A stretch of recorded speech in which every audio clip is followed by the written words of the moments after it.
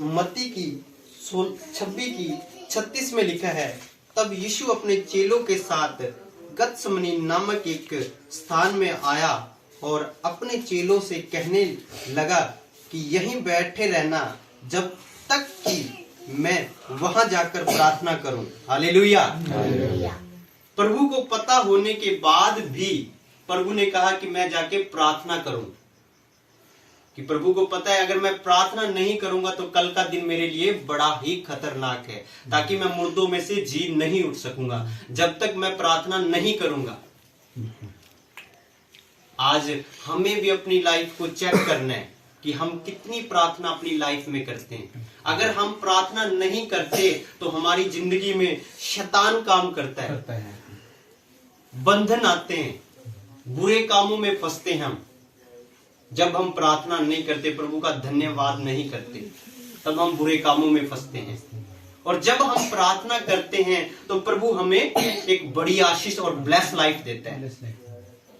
प्रार्थना ही से सब कुछ हो सकता है।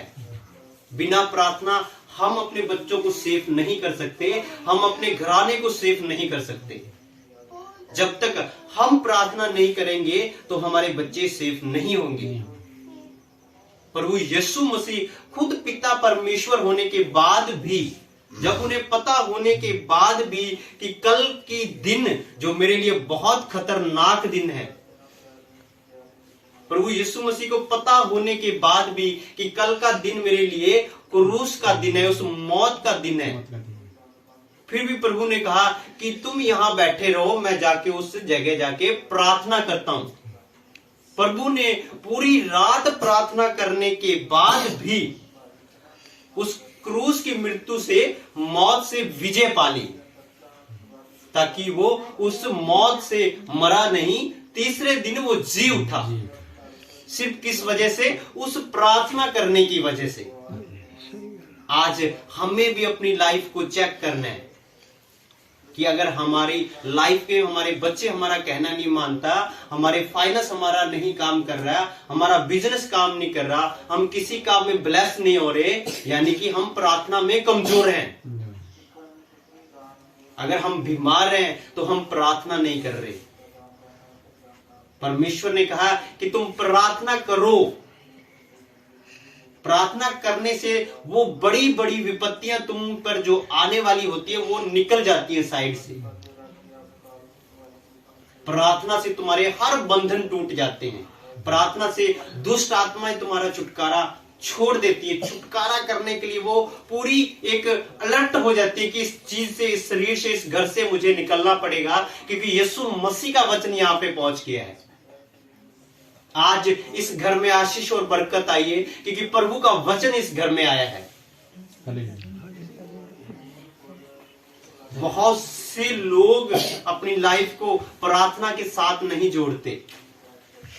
आज हमें भी प्रार्थना में बैठना है, प्रार्थना ही करनी है, ताकि हम उस बड़े छुटकारे को जो प्रभु में है, जो प्रभु ने हमारे लिए रखा है, उसे हम ले सके और अपनी लाइफ में ग्रहण कर सके।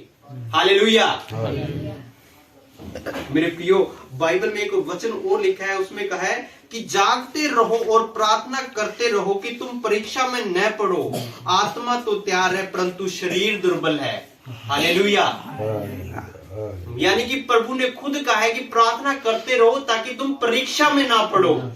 प्रभु को भी पता था और हमें भी पता है कि परीक्षा हम पर आएगी, और प्रभु कह रहा है कि प्रार्थना करते रहो कि तुम उस परीक्षा में नहीं पड़ोगे। ये वचन प्रभु ने चेलों को भी कहा था और अपने को भी आज कह रहे हैं प्रभु कि तुम प्रार्थना करो कि तुम परीक्षा में नहीं पड़ोगे। आज किसी भी लाइफ को देख लो, अगर आप ब्लेस होना चाहते हो तो प्रभु का नाम लेकर और प्रार्थना कर कर अगर किसी भी फील्ड में तुम जाते हो तो प्रभु तुम्हें ब्लेस करता है, आजाद करता है।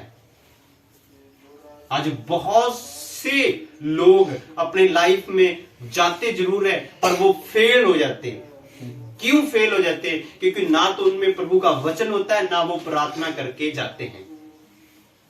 मेरे प्रियो, हम सब ने, हम प्रभु के लोग हैं, हम प्रभु को मानने वाले लोग हैं। हमें जब घर से निकलना है तो भी प्रार्थना करके निकलनी है। कहां भी जाना है, किसी भी काम के लिए जाना है तो प्रभु से अनुमति लेके जानी है, ताकि वो काम हमारे ब्लेस करेगा, आजाद करेगा उस कामों से हमें। प्रभु का वचन कहता है कि तुम प्रार्थना करो ताकि तुम परीक्षा में ना पड़ो। प्रभु को भी पता था कि मुझ पर परीक्षा आने वाली है, फिर भी प्रभु ने प्रार्थना करनी नहीं छोड़ी।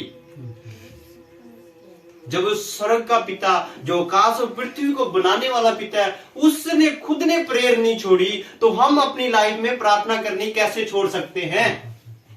जब हम प्रार्थना छोड़ते हैं तो शैतान देखता रहता है कि तुम कब खाली रहोगे ताकि मैं तुम्हारे पर अटैक करूं।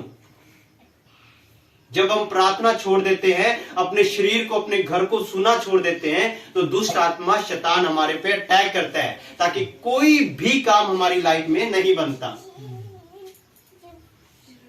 क्या आज हम प्रभु के लिए इतना नहीं कर सकते कि प्रभु कह रहे हैं कि तुम प्रार्थना ही करो? अगर आपकी लाइफ में, अगर आप गवर्नमेंट जॉब चाहते हो, या आप अपनी लाइफ में ब्लेस चाहते हो, फाइनेंस ब्लेस चाहते हो, बड़े लेवल पर जाना चाहते हो, तो प्रार्थना ही एक ऐसी है चीज जो हमें उस लेवल पर ले जा सकती है। प्रार्थना ही हमारे घर के बंधनों को तोड़ सकती है, प्रार्थना ही हर बंधनों से छुटकारा दे सकती है, प्रार्थना ही हमें आशीष दे सकती है, प्रार्थना ही हमें उस बड़े लेवल तक बैठा सकती है। परमेश्वर ने जब क्रूस पर चढ़ाया जाना था प्रभु यीशु मसीह को, तो एक दिन पहले रात को पूरी रात प्रार्थना करी, ताकि प्रार्थना करने के बाद कि मैं पिता के दाहिने साइड जाके बैठ सकूं, खड़ा हो सकूं। उस प्रार्थना का प्रभु को परमेश्वर पिता